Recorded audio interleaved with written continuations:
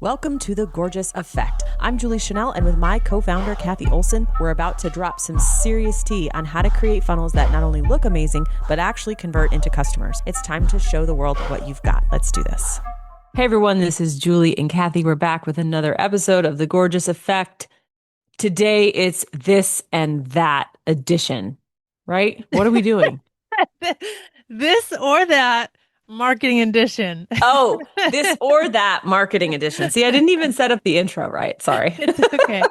It's one of those days. Okay, so which is kind of some of the reason why we're doing it with this or that. So you don't have to think, well, man, I don't know, who knows. Okay, so the rules are you have Okay. to pick one, this or that. Okay. And if is nuance, you're allowed to say the nuance. Like, well, this for this and this for that. Like you know what I'm saying? So like you don't Okay. always have to choose like the one, but you have to explain why. Okay? But I have to explain why. Okay, got Yes, it. if there's a nuance. And if there's not a nuance, then you just say it and you just let it sit. Just let it sit. Okay, I like it. I like it. Let it Let's do it. stir. Okay. Okay. All right, you ready? You ready? I'm ready. Everybody I'm ready? ready. Everyone's ready? Okay, everyone's got their popcorn. All right. Number one, email list or social following? Oh, gosh, that's not even an argument. Email list. Okay. All right. Need Well, I explain? people think, right? Okay. That's the easy one. We're starting off easy. This is Okay, I probably was goes like, from that's not easiest to hard. hardest. Okay. Okay, this one's a little harder. Number Okay. two, free challenge or paid challenge? Ugh. See, I started Gosh. off early with easy. Okay. All right. Well, can I explain then a Yes. little bit? Yes. If you are very, very good at sales, I would absolutely choose a free challenge over a paid challenge any day just because of the volume. If you are not as good at sales or you feel like you have a high ticket program that people really need to like focus in on, and you're concerned that you're not as good at sales, then paid challenge would be my other choice. But I would choose for me probably a free challenge. Yeah. I don't even know if we've ever done a paid challenge now that I think about it, but a lot of I people don't think do. we So, have. okay. All right. Number three, Facebook or Instagram? But wait, you got to give me more. No, What do you I mean don't. for scrolling, for marketing? This is marketing edition. This or that marketing edition for marketing. Oh, can I pass? Okay, okay, this is what I'll say. For most people, for 99% of people, if you are, I would say Instagram, and probably myself too. Okay, The we can practice that. caveat for that is that I have such a good reputation. I have such a good history on Facebook. I can get clients off of Facebook all day long. It's easier for me to get clients off Facebook than it is Hmm. Instagram. But I think that's in part because of all the history of me Yeah. being on the platform. Okay. Good answer. Okay. Number four, write from scratch or train AI and let it write for you. Oh, come on, right from scratch. That's easy.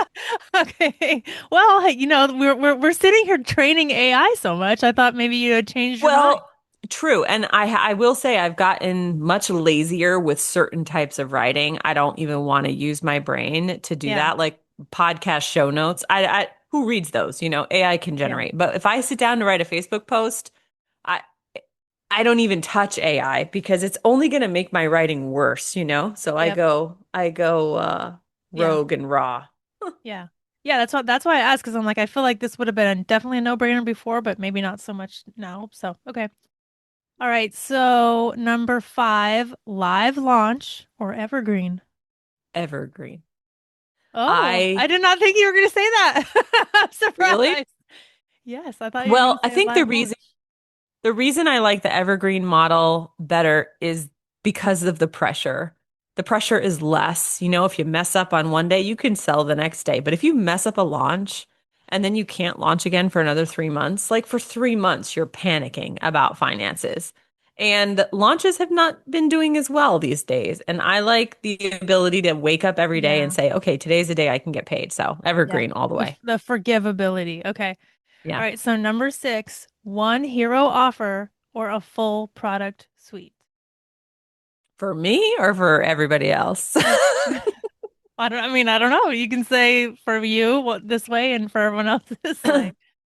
What's interesting is that for basically the last 10 years, I've had a private business with one hero offer, and that is Digital Insiders. So I'm not a total hypocrite when I look at the product suite that we produce in Funnel Gorgeous, but I also think that the reason I've been able to have just one hero offer and not experiment is because Funnel Gorgeous has an outlet where I can be creating. Because if I didn't have that, I am sure I would not have stuck to one hero offer.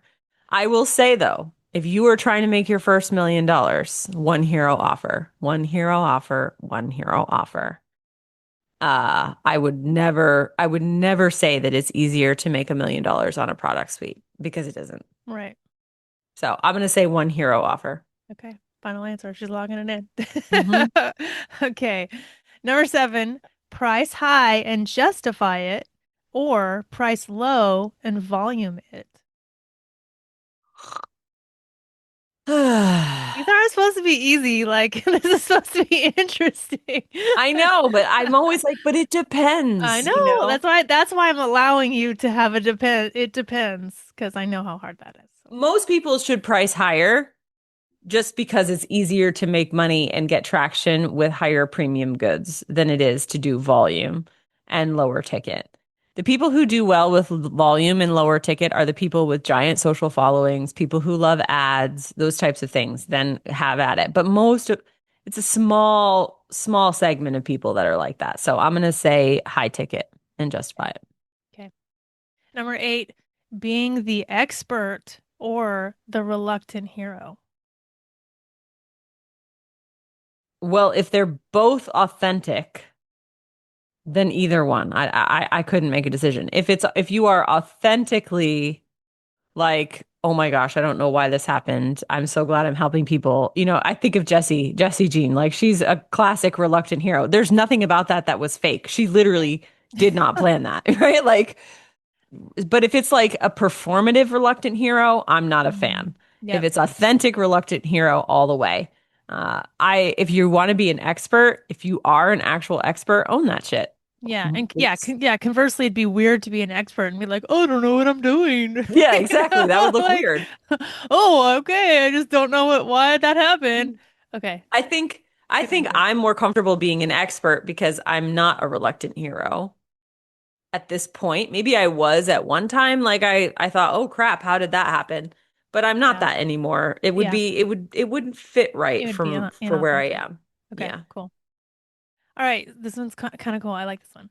Number nine, drive urgency with limited spots or expiring bonuses. Well, if I could only have one, limited spots or expiring bonuses, I'm going to choose expiring bonuses only because limited spots can sometimes uh, create a ceiling of Mm, scale that you right. can't break out of, and then you can't grow anymore, whereas expiring bonuses don't. That's the only reason. I love limited spots though. Like Yeah. that's one of my favorite. But if I wanted to be able to scale to a $10 million company, limited spots is not going to be the play. So I'll go with Yeah, you're expiring right. Like it bonuses. Yeah, it really does drive the urgency when there's actually so many spots and like it's so like true, right? But yeah, I hear you. Exactly. You're limiting yourself. Okay. Number 10, long sales page or short? If it's well designed, long. I feel like that you've changed your mind on this. This is why I asked this question because recently I heard you say you don't even need pages to be long, and I'm like, wait, what? This is new. Well, We always do long it pages. depends. It depends on the type of offer it is, but Yeah. yes, I would if I could only have one, I would absolutely choose long. You Okay. know, assuming copy and design are done well. All right. And the last one, drum roll. Brrr. Niche down or cast wide. Niche down.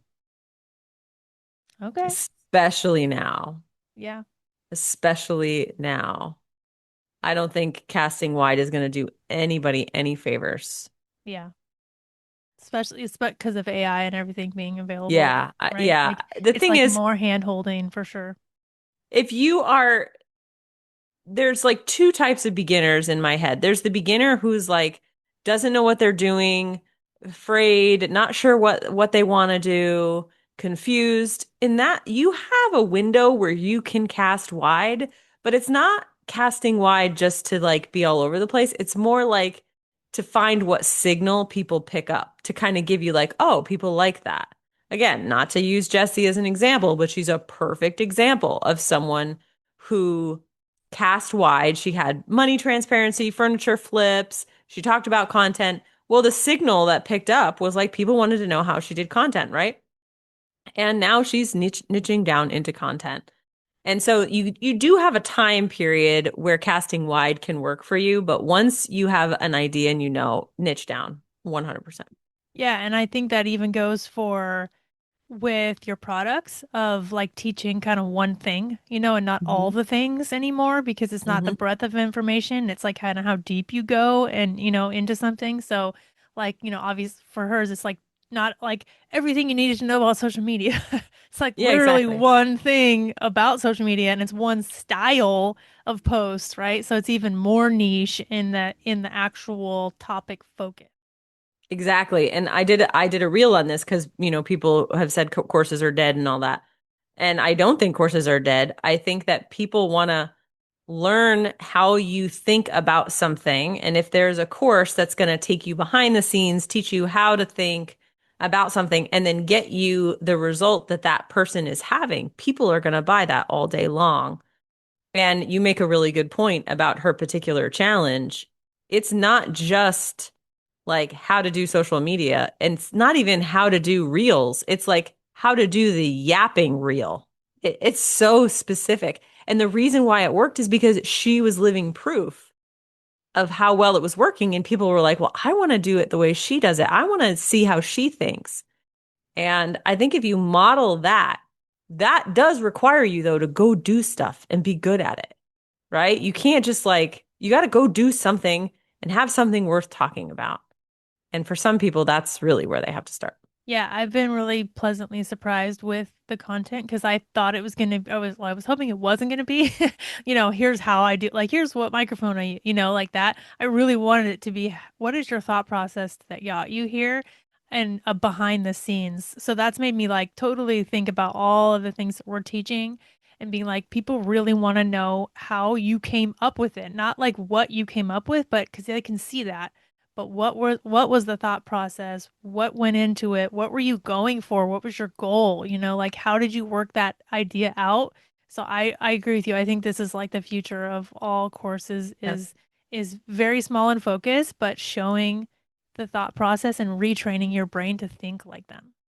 Yeah. And Google even put out I can't remember where I saw it, but it was talking about the difference between commodity and non-commodity content, right? So commodity content is like, 10 running shoes that you could use for your next marathon. That's commodity content. Yeah. Versus non-commodity content, which is, hey, here's what I learned after running 400 miles on these two shoes side by Mm, side, right? yeah. In one case, that person actually had to go do something and then had to experience it and then had to have a thought about it. And that content is not easily replicatable. And that's really what we have to think about for courses, not just like how to, how to, whatever. You really want to have some sort of something that's uniquely yours, some unique point of view. So, I love that. Well, that all was right. fun. Awesome. Well, thanks so much for suggesting it. It was good idea given how crazy things have been. So, if you want to hear us talk about a topic, please DM us on Instagram at Funnel Gorgeous. Thanks so much for listening, and we'll talk to you soon. Hey, gorgeous. Thank you so much for listening to today's episode. And if you're thinking, okay, but what now? We've got you. So, just for listening today, we want to give you a gift. Head over to learngorgeous.com. We're going to grab some free resources, free trainings, this month's specials, and everything you need to keep going. Until next time, make it gorgeous.